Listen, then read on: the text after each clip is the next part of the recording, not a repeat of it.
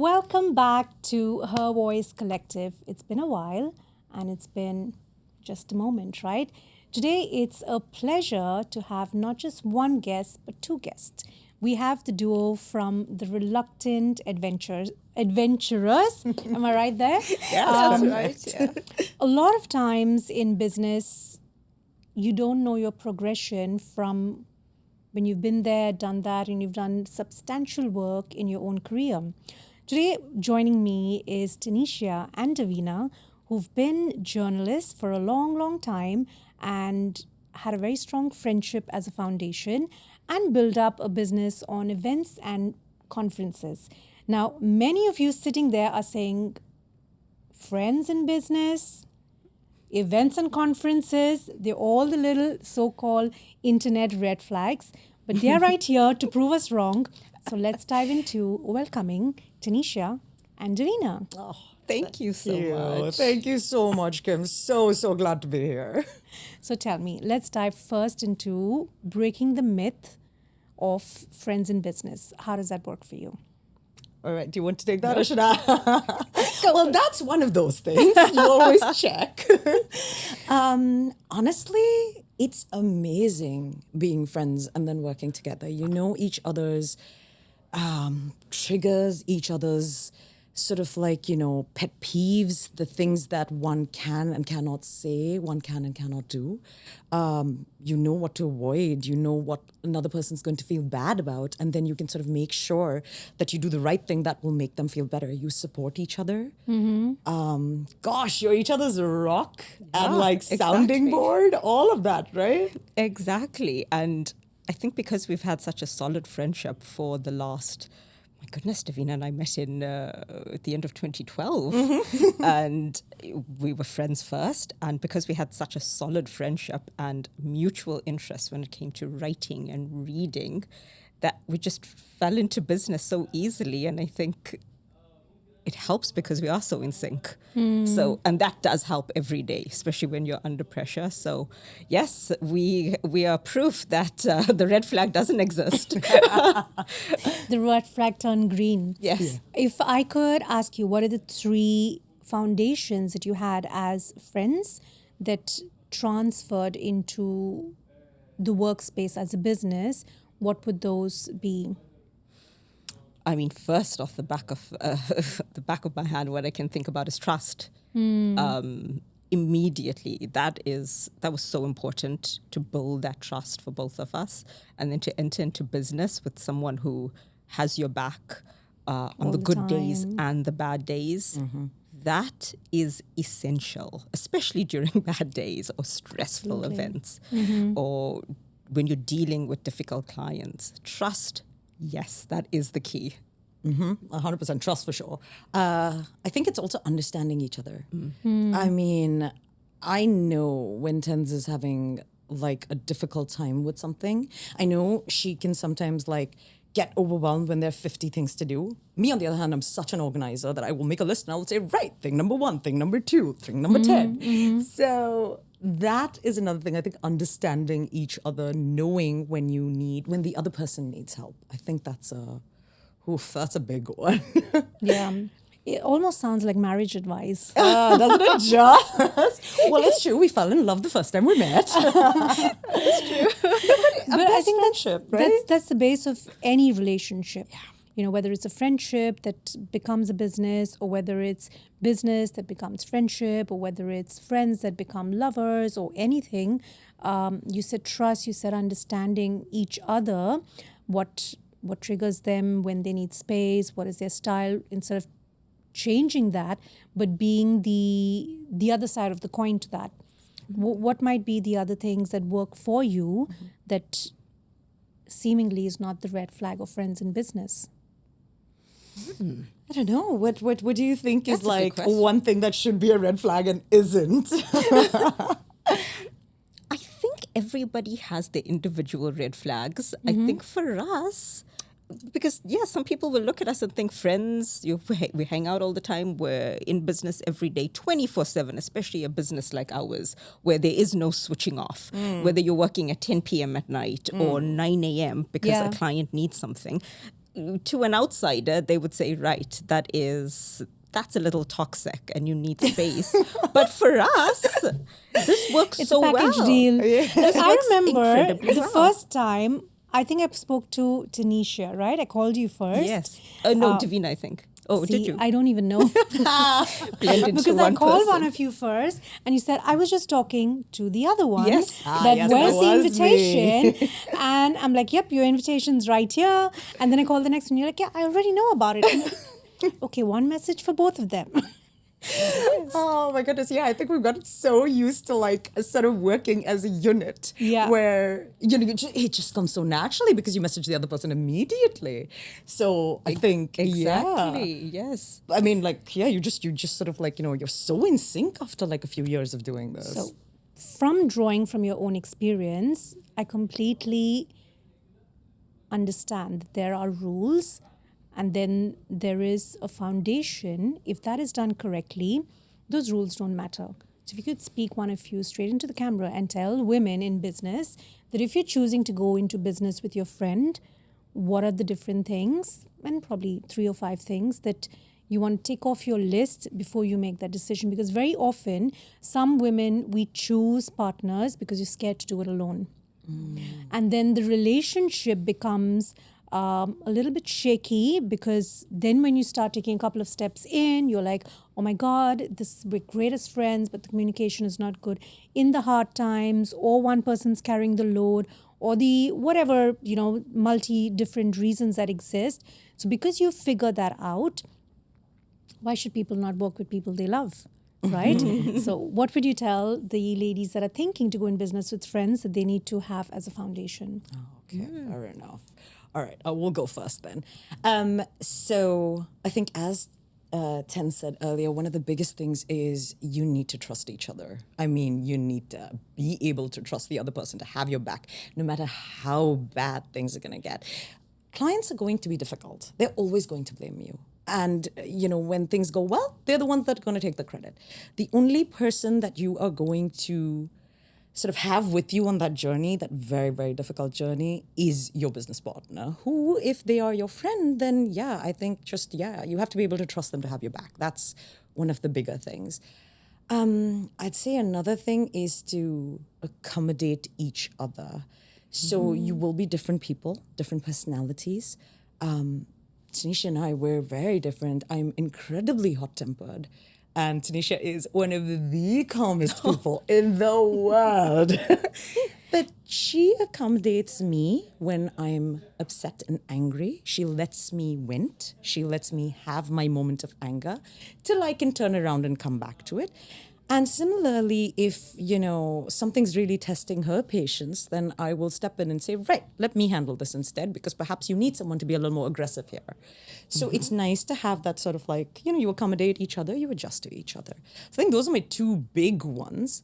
Other than that, I mean, I'd love to say that, like differentiate the work from the friendship. So, make sure you're like working colleagues in the morning and then friends in the evening. But that doesn't happen. That's some sort of ideal scenario that doesn't exist. What will happen is perhaps you'll sit together in the evening and be able to talk about the business and strategize ahead for your future and say, right, this is what we want to do. This is the space we want to get into. So, I mean, maybe, a lot of work talk will leak into your friendship, but that doesn't have to be a bad thing. It could teach you to be better in sync and coordinate better. So I think those are my 3-ish things. Tense? Yeah, that's perfect. Exactly what I was thinking. But yes, exactly what you said. I mean, including patience. Like Davina is incredibly patient. She likes to think she's not, but I think she is, and she has such empathy. So on days when I am feeling, because every day will be different and you will have hard days. And when you do, you need someone who can be patient to allow you to have a bad moment or to be down in that moment, to hear when you're feeling frustrated, and then to come up and say, I understand. Here's what we're going to do. Yeah. This is a solution. Let's work together, because I think, you can get down on yourself, and you need somebody there who goes, all right, let's come up with a solution. So I do think that when people are thinking about getting into business with friends, these are things they should consider. and maybe allow themselves to also have bad days with a friend slash business partner. Like, not expect everything to be so perfect. So perfect, Yeah, So that's picture perfect. true. I think what you girls have very beautifully reflected, and I keep going back to the word marriage, is the have your back. You're the same team. You know, it's two toward the world, against the world, at the job, at the event, whatever is it. So thank you for breaking that myth. You're welcome. So the reluctant adventurers. Yeah, there we go. Do you want to take us on that story of why Reluctant Adventurers is your events company name? And let's dive into the events world. Well, Davina is an amazing storyteller. Oh gosh. Quite a loquacious storyteller. Go for it. I'll let you have All this. right, fine. I'll get into it. So, we absolutely love to travel. Like, I mean, it is one of the things we're so passionate about, just going to different places and just finding something new. I think it's the writers in us. We absolutely love to like see something new. So we were like off traveling to, I think one of the places that comes to mind was Sri Lanka. So we were in Sri Lanka, which is one of our favorite places in the world. And we're there, we're at this elephant sanctuary, and we're just trying to walk out, and this elephant goes into heat, and he has this like completely crazy moment where he's, you know, they put them in chains when they go through heat. So he takes the chain and he's like swinging it around on his trunk, and it was just frightening. And he's blocked the path, so we can't really go out anymore. So we're standing there going like, oh dear God, like this is just life now. Fortunately, 5-10 minutes later, the keepers came and they sort of like, you know, got him off the path and stuff. So we do this thing in Sri Lanka, and we're like, well, that was quite an experience. A few months later, we're in Georgia, and we're on this bridge where they're selling sort of like, it's like a little flea market. They're selling knickknacks and stuff. It's raining, so we're just like huddled under this umbrella and just kind of like getting back to our drive or whatever. And then there's this old man who's crossing paths with us, and he suddenly jumps out at us and yells, I kid you not, we would have fallen off that bridge.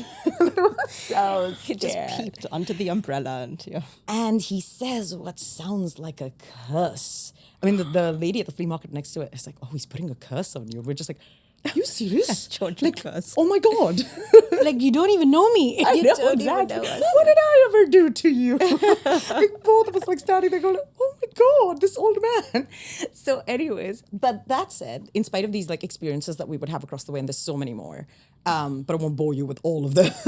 But so we'd have these experiences, and yet at the same time, we still love to travel. That never went away. So we were writing this blog piece where we were saying, I feel like we're the reluctant adventurers because we like doing things, we like adventuring, but we're reluctant because every time something bad happens.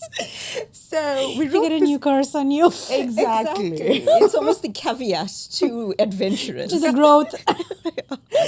So we wrote this blog piece, and it sort of like did the rounds amongst like family and friends, and then former colleagues, and just like business people and everything. And everyone just sort of started calling us that. They're like, oh, the reluctant adventurers.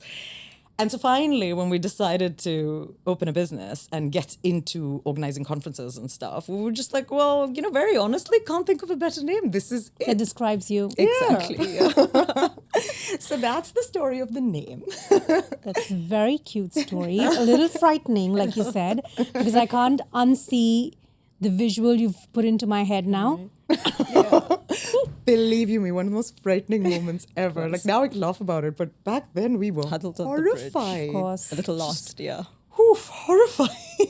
But isn't that the fact that you travel and being journalist, you are exposing yourself to quote unquote a lot of shit, a lot of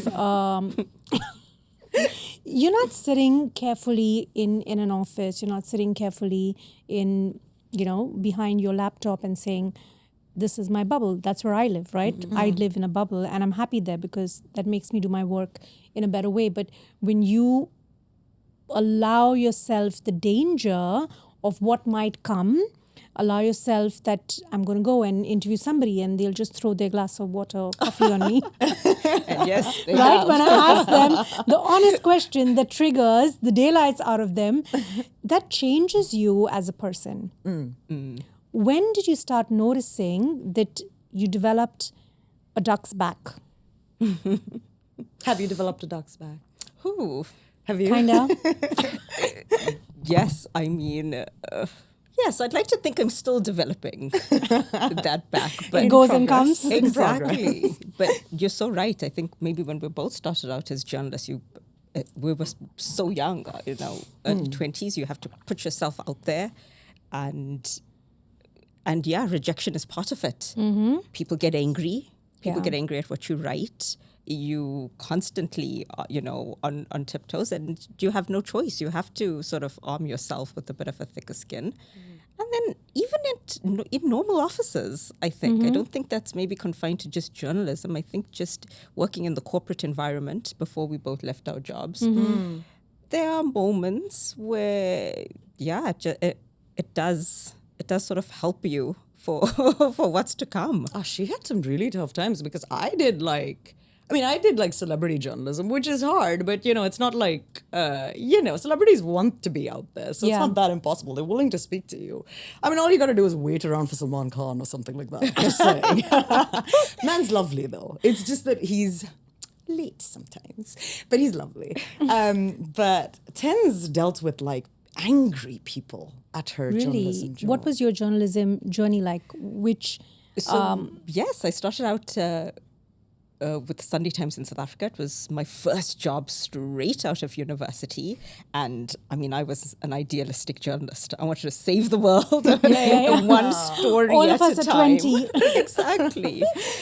And I mean, while it was an experience that I would never trade, it was intense.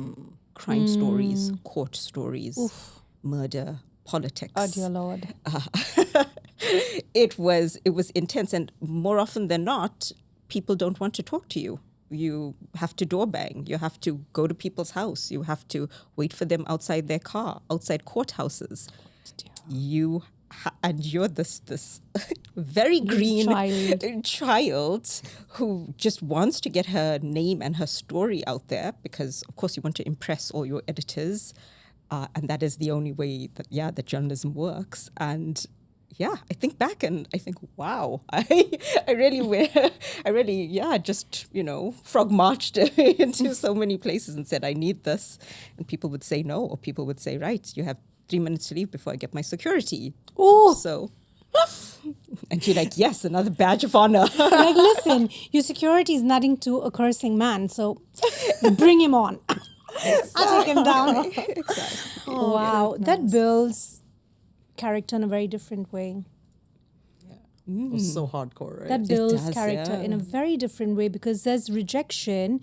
And Davina, what you said, many of us have been part of toxic corporate culture, but it's the same people. You kind of know the pulse. When you have a toxic boss or a toxic colleague or just the environment, it's not a shock to your nervous system.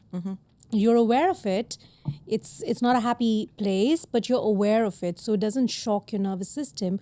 Versus you just get up in the morning and you have no idea what's going to hit you. It shocks your nervous system. But when you shock your nervous system repeatedly, you're even building the nervous system. You're building a muscle that doesn't get built unless you trigger it. That is so, so true. I That's think you true. build, right? Yeah, I think suppose. so. Yeah, you do build it. Yeah. I mean, I think when I came to Dubai, that was we had I had more of a cushy corporate job, which I was happy for. Gosh, but she was brave, right? Because like for me, I grew up in Dubai, whereas I can't imagine making that journey like out into the world on your own. It's overwhelming and it's intimidating to think of. I mean, I wanted to travel. I wanted to experience new things. It was my first time out of the country, and I thought, no, I need to do this. Oh, So when you both move from journalism to events,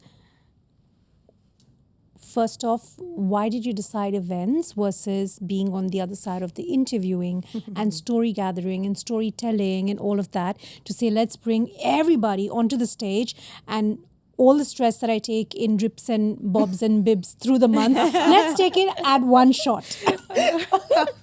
God, we've I built know. a nervous system for this. Oof, I don't know that you can ever build enough of a nervous system for events, live events and conferences. Oh gosh, they're a real test. I will tell you that. I mean, Yeah. we've done so many, and I'm still like learning new things every event, course. every conference. But to answer your question, yeah, I think we just sort of stumbled backwards into it. Tens used to work as conference director at one of the bigger companies here, and I had done a couple of shows. Once I finished journalism, I sort of I went to India and worked with NDTV for a little while and said, I'm going to try real journalism. It was an interesting experience, one that I do not necessarily care to repeat, but it was good learning experience. So anyways, I shifted over to PR, and with the PR company that I was with, I was doing a few events. We did business awards and a business forum, and Teneshia was already conference director at one of the companies. So I quit my job because I just wanted to write. And so I wanted to write this book, and I was all idealistic that was going to be easy. It was not. It's taken a few years, but it is coming together. But anyways, point being that at the time, Tens had also left her job, and we were just talking about maybe building something. And one of the things that we both knew was conferences. We knew what goes into making one come live. We knew how to get the speakers for it, how to get agendas ready for it. We were good with the topics, with the sessions. Amazing. We knew how to engage an audience. Exactly. So we sort of started looking at that as one of the options. And of course, we were also working on content because we're both writers. So we did a lot of content for companies. And a lot of these companies just said to us, well, we have this conference. Would you organize it for us? So we just stumbled backwards into it. Exactly. Right? Yeah. We just stumbled back into it. And Davina's an amazing writer. She can write circles around an agenda. Which is I love agendas. what I'm picking up from both of you is there's nothing that was projected and say, okay, now I need these things. Whether it was setting up the business, the foundation was already there. Whether it was starting the events and conferences, you're like, hey, we already know how to do this. So how do you monetize it? You're literally an example of a masterclass of tapping into things that you already have. Exactly. Well done, guys. What you know. Oh, thank you. But it is Literally a true. It is, masterclass yeah, because it is a what lot you of know. times when we're moving from jobs to businesses, you're saying what pays me more, what gets me more, stage time or whatever, and then you try to become that. And many of us have to do that, right? But you're saying, I already have the foundation of a friendship, been there, done that together, already have these things we're great at. You've done conferences, you've written, you have clients sitting, in your pocket. Okay, let's put it together. Yeah. I think one of the things is, work on what you know. Yeah. If you know it well enough. I mean, listen, that's not to say you won't learn along the way. course. Of course you will. Yeah. But sometimes what you know, you can build on that. You've got a foundation You're meant to build do on. that, in fact. You're meant to Exactly. take what is already an embedded talent in you and get started with it, and then you learn on the way, and then you get better on the way, and then you just build up from there. Exactly. I think everybody thinks you start a business and you should know it all. Yeah. Or you should already have that. Whatever business you're going into, you should know it all. But no, every day is a learning It's lesson. learning, yeah. The Exactly. foundations are right. Yeah. So what was your first event or conference? We did one in Russell Khaimah. It was basically advertising the Emirate. Advertising is the wrong one. Actually highlighting the Emirate and all the wonderful things that they've been doing there, whether it's developments or, sort of the plans for the Emirate. So we did that conference early on last year. And then we sort of got introduced. Some of the people that we worked with over there liked our work, and they introduced us to another set of people in Saudi. So we said, right, Saudi's a wonderful market. Let's try it out. So we started working with Saudi. We worked on this event that happened at the end of last year in December, but we worked on it for 6 months. Wow. So it was a long one. We flew in and out of Riyadh, did meetings with some of the nicest people you'll ever meet. I mean, goodness, Saudi Arabians, they are hardworking people. So some of the nicest people we met. We worked with quite a few branches of the government. We interacted with them. Very, very lovely. And they have so many wonderful plans for transforming, the country. I mean, it's amazing. Seriously, it was so overwhelming to see all these plans. And so we put all of that, and we basically did a conference that sort of highlighted the transformation, development that Saudi has been through and also projecting forward. So it's just this wonderful event. We got speakers from around the world for it. So we did the agenda for it. We organized all the sessions for it. And then, we saw speakers from around the world, just like really high up global economists who could sort of like talk about the finance aspect of things. Development finance was one of the big ones that they talked about. So we did that. Then we did another one in February, which was also a bit finance focused. It basically happens in Alola in Saudi Arabia. It's a wonderful, wonderful city. We had some incredible experiences while we were Beautiful there. city. Yeah, like it was great to travel to as well. So it was like sort of everything packed into one. We did the speakers management for that. And again, it was wonderful interacting with all these people from around the world. Intergovernmental organizations, heads, people who came in from the World Bank and from IMF. So they were just lovely, lovely people. Amazing.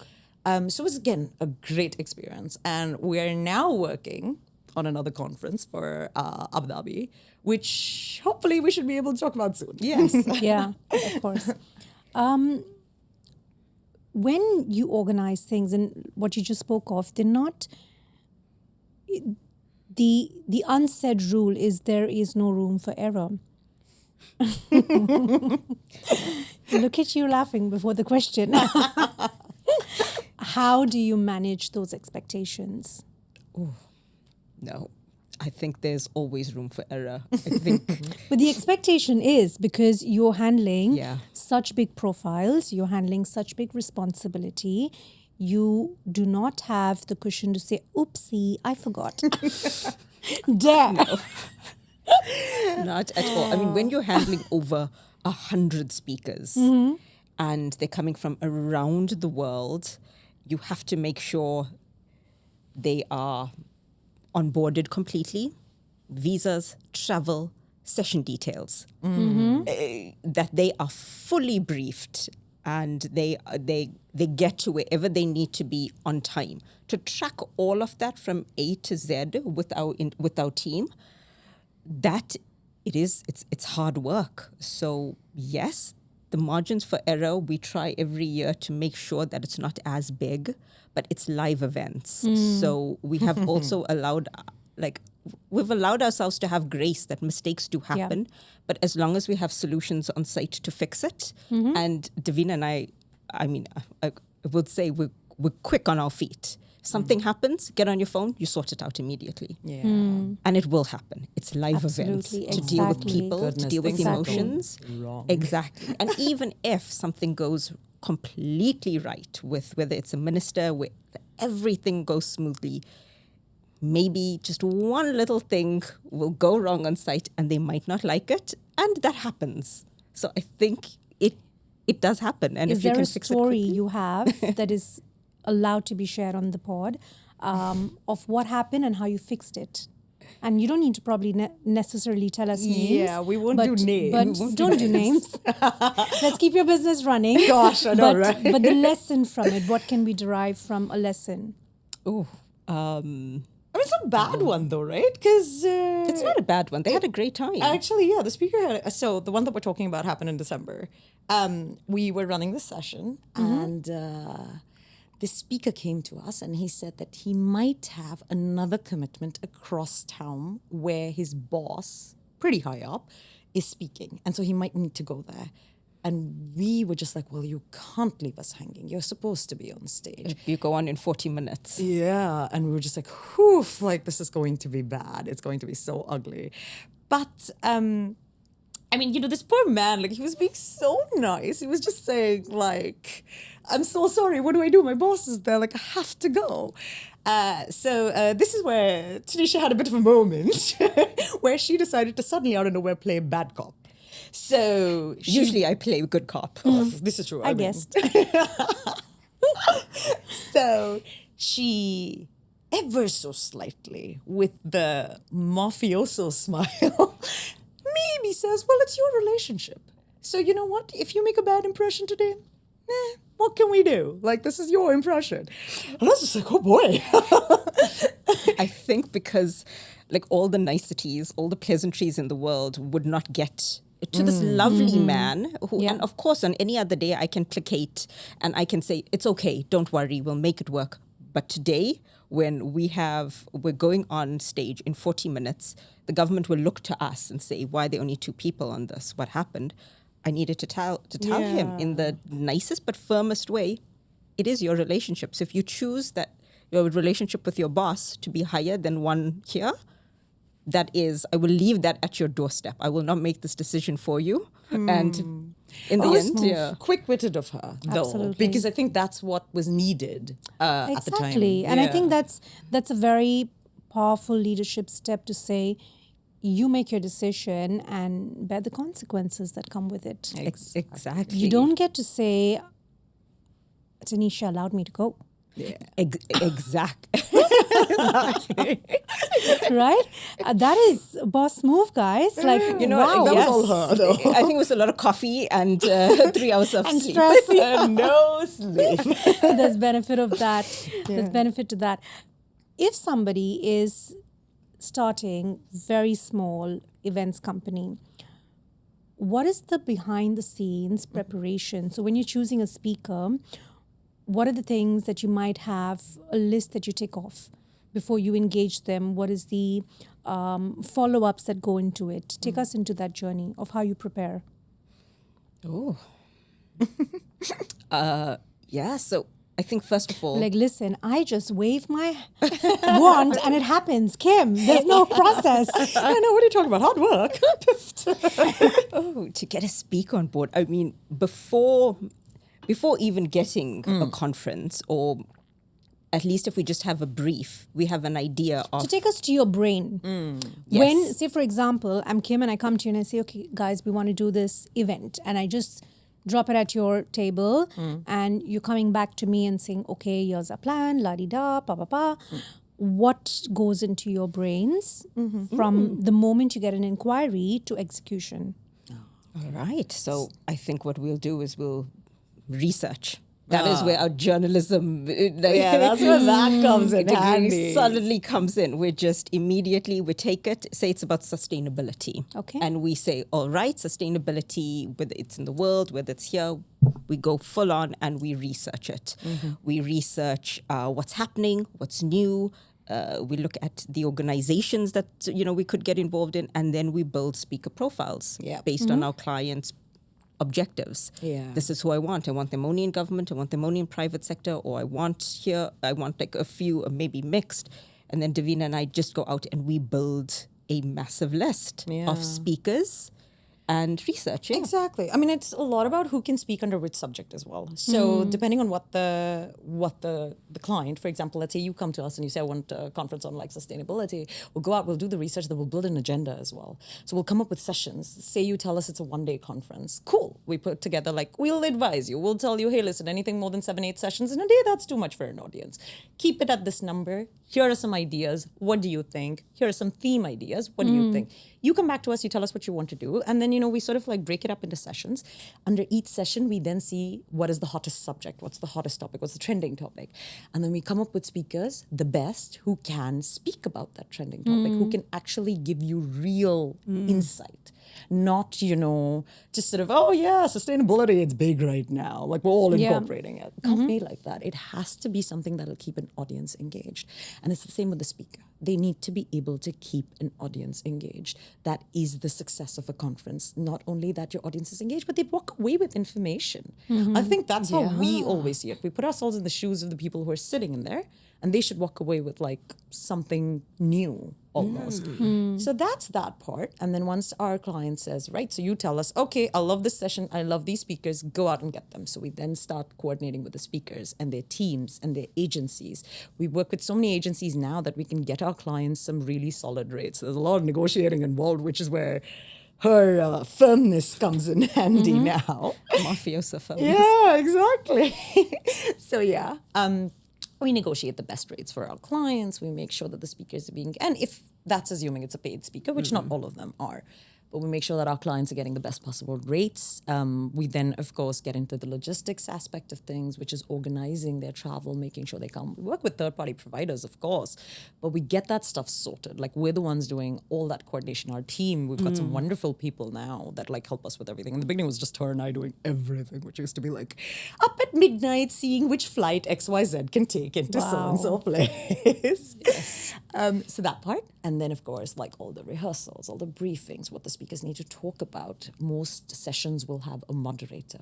So you want your moderator to coordinate with the speakers beforehand, on-site rehearsals, things like that. They all need to know where they're sitting. So a lot of work that goes into there. We also work with the stage director behind the scenes and the team, the AV teams, the backstage teams, just everybody to make sure that everything goes off smoothly. And then on-site happens and everything, goes to hell. It goes the way it's designed Exactly. But if you do enough of these, the good thing is you learn what can go wrong and you get ahead of it. Exactly. That is true. And as long as the audience doesn't see, but like It doesn't stuff will matter. happen Yeah. backstage. Yeah, It always absolutely. does. It's just all right. So the question that goes double clicking into that, how do you stay sane? How do you stay sane, tense? Tell us. What's the secret to your sanity? Apart from coffee? Yes. Right?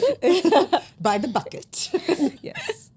Definitely coffee. Davina and I love to work out. We ensure that we do that every single day, that we take time, like 2 hours out of the day where we just like enjoy working out. That really, really helps us get through the day, keeps us Amazing. focused. It gives us, It perspective. releases that energy. Exactly. The excessive cortisol and adrenaline, it's all just pumped out.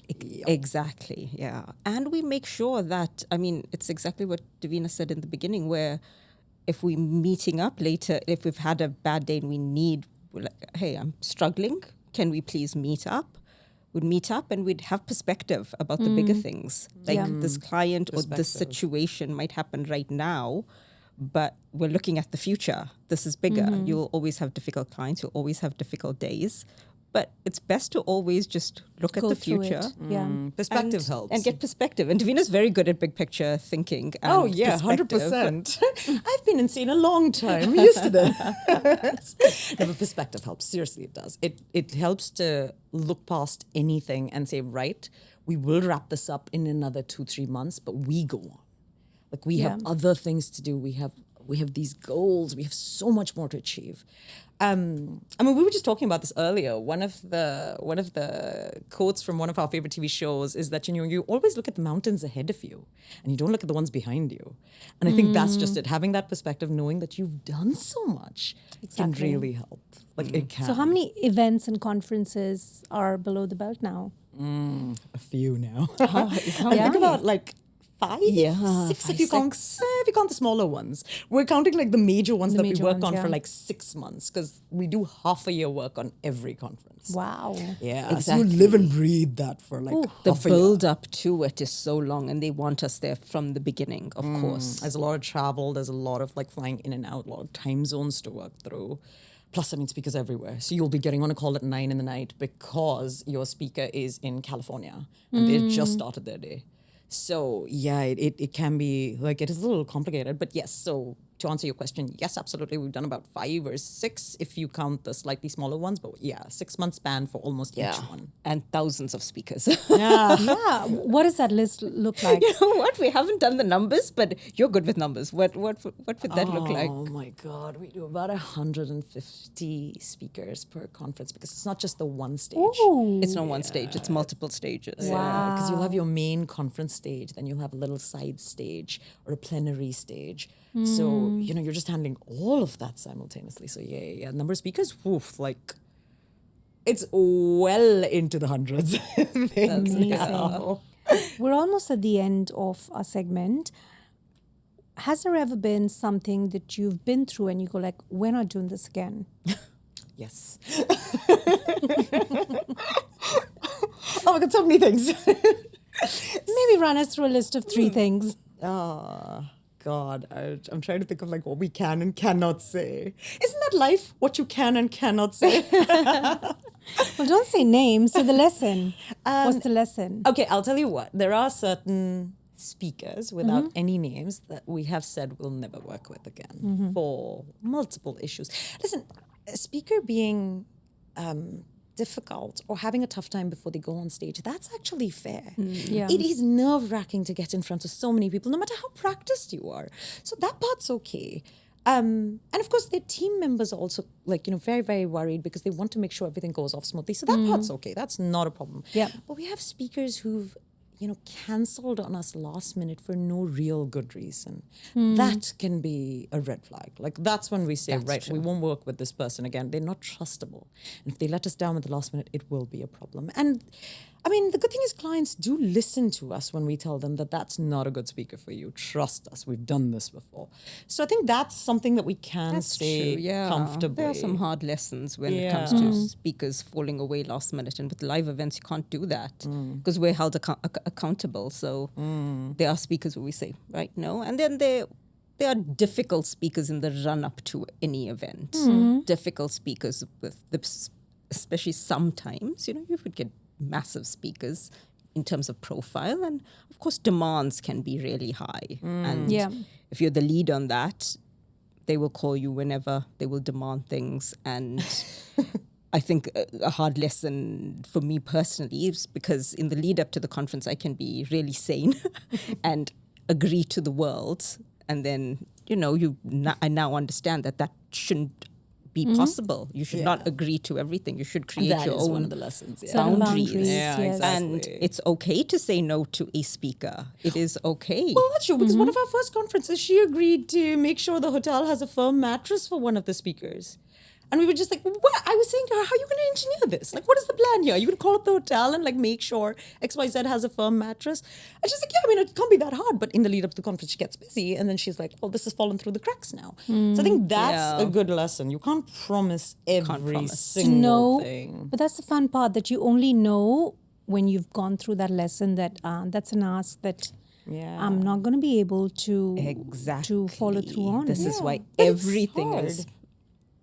Thank you for your request. I will let you know if this is possible. Yeah, that's a good answer. That's a good answer. Especially when you're under pressure. Yeah. That is literally, in my leadership coaching, I tell everybody, you're not expected to answer in the moment, say, I'll come back to you. Yeah.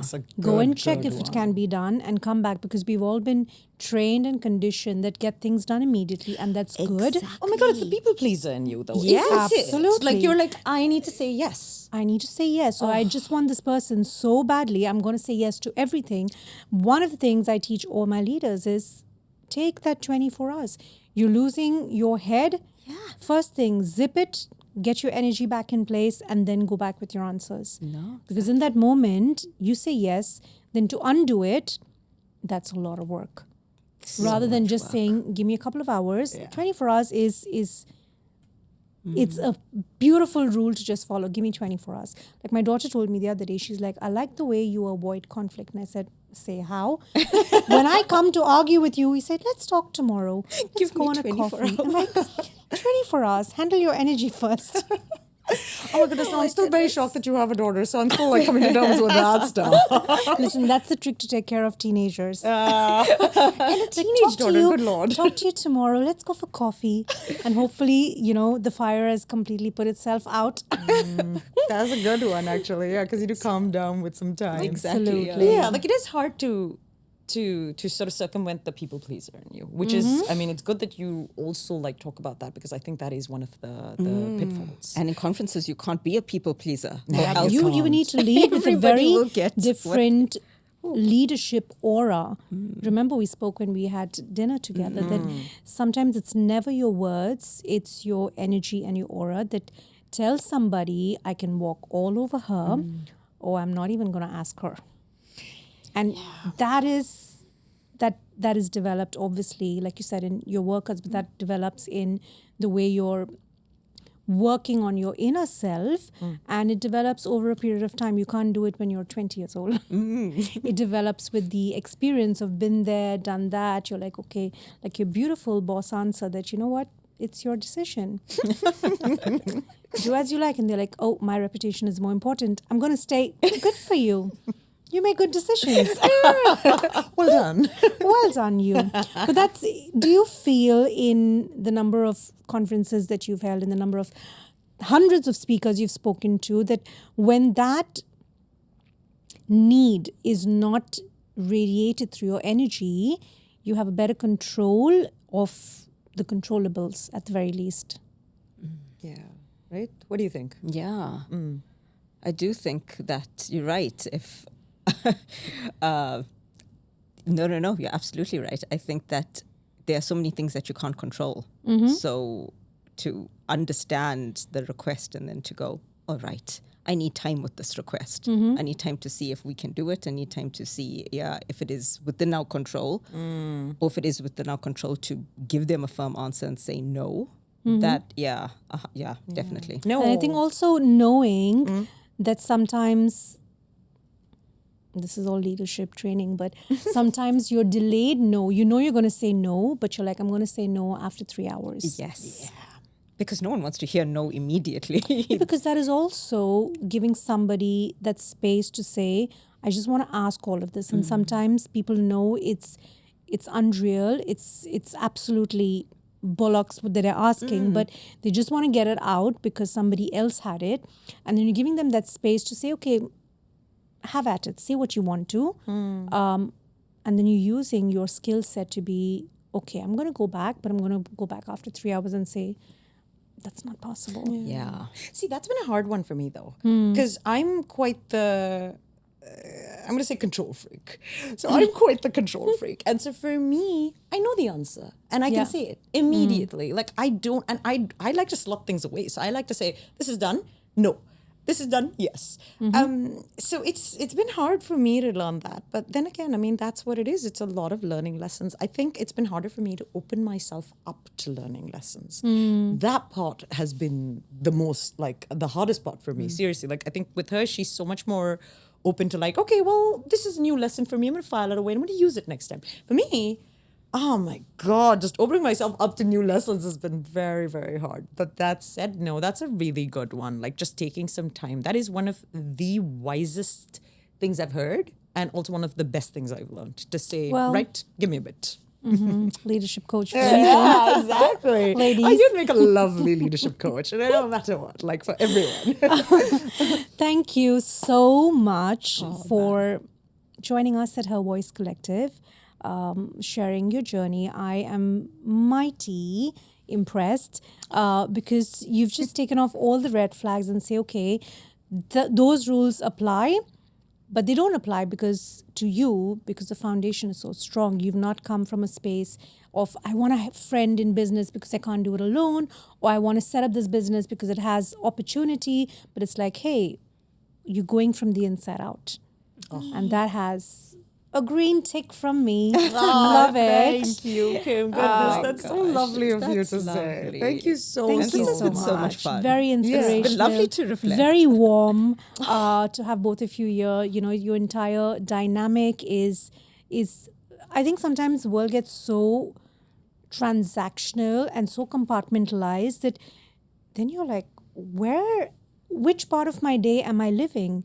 And you've shared in example, in person, that you're living and you're working and you're creating and you're falling and you're getting up and you're working out and you're having that 1 liter bucket of coffee and all of it. Well, that's not the best thing, but anyway, but you've taken us on the real aspects of a strong foundation makes a world of difference. Oh, thank you.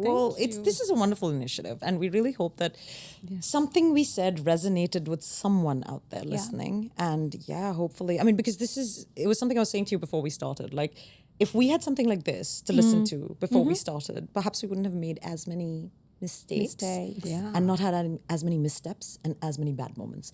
So this is like amazing because hopefully something we said resonated with someone else and helps them That's out. our intention. That'd be amazing. That's our intention. As a final sign off, I'd love for you to look into the camera and tell any woman in business that is deciding to get into the business space, what are 3 things, each of you 3 things, or join 3 things that they must do and 3 things that they definitely should avoid. Ooh. Go first. No.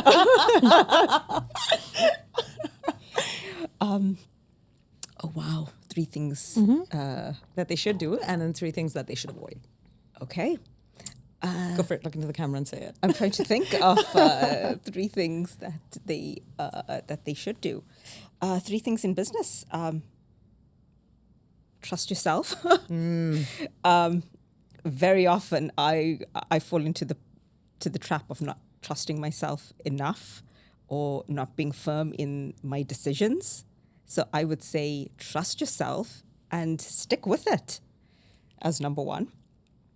Number 2, trust the people around you. I think it's so important to have, whether it's friends, business partners, or mentors, trust them as well, that people are there around you to help you in business, to maybe help you when you're struggling or help you with the challenges that you have. I'd say lean on them, learn to voice challenges and risks, and it will surely help you feel a little better and at least, make your way through this crazy business world. So yes, trust is a big one for me. 3 things they mustn't do. I think you were only up to 2, though. Yeah, I couldn't think of the third You can't think of one. the third one. I think got like 10. Then over to you. Maybe you give us 4. Okay, yeah, fine. I'll give you 4. Exactly.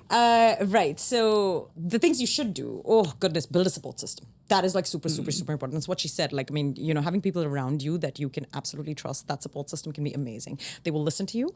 They will advise you, and because most of them will have your best at heart. So I think we were talking about mentors earlier as well, and that's so true. Like, someone you trust will absolutely have the best, like they will look out for you. So support system for sure. Another thing, I mean, this is going to be more personal and less corporate or whatever. Yeah, perfect. But I'd say another thing is leave yourself open to new experiences. My goodness, like, so much new stuff will come your way. You'll meet people, different personalities, different things will happen to you. I think if you don't leave yourself open to learning, then you will never grow. Like, a business is tough. You need to be learning constantly. So I'd say, learning, that's a big thing. And then I guess another one is don't try to aim for perfectionism. I am a perfectionist by nature, and I think that's a pitfall. Don't think everything's going to go perfectly. I think what you can do instead is roll with the punches. So we're going to try and get everything right, and you're going to be like, right, everybody's going to be impressed. Everyone's going to be so proud of me. Nah, that's not going to happen. It just doesn't go that way. No, it doesn't. So I think those are my 3 things to do. And then my 3 things to not do. I think 1, don't take everything personally. That's just, I think, one of the biggest mistakes you can make as a business owner. Business is personal. So it feels to you like everything is aimed at you. But you don't know the sort of day the other person is having. So if it's a client and they say, I'm not happy with this, that is not a personal blemish. It is somebody telling you, I need something else. Your way is fine, but I want it another way. So if you can learn to not take things personally, I think that's probably one of the good ones. What else? I mean, I think to not do. But that said, you will get upset and angry. And I think you should also allow yourself to feel those feelings. Maybe it shouldn't affect your business decisions, but it's okay to take a few minutes and say, right, I'm upset about this. Examine it, and then just sort of move forward from it. And you can vent. Fortunately, we have each other, so I can vent to TENS all the time. That helps. And then what else? Not to do. Well, to add on to your perfectionism, allow yourself to make mistakes. Yeah. I think that's the only way you will be able to learn from them. So if you make mistakes, have the grace to just say, okay, I've made a mistake and I'm going to learn from it. Because trust me, even when you're an old hand at business, you will still make mistakes. So I think that's important to know. Amazing. Yeah. Thank you. Thank you, ladies, so much. Thank you for sharing your beautiful journey and all the fun stories. I cannot detach an image of you both with the elephant or the man jumping out. So that stays. But I think what also stays is you followed your gut. You followed your intuition. You followed what is right for you. And to all the women listening there, women have a higher intuition embedded, and we have proof sitting right here that it works. Oh, thank you, Thank you Kim. so Thank you much, so much for having Kim. us. It's been wonderful. pleasure. This was so much fun. It's been a pleasure Thank this way you. as well. See you. Thank you. See Thanks, you. guys.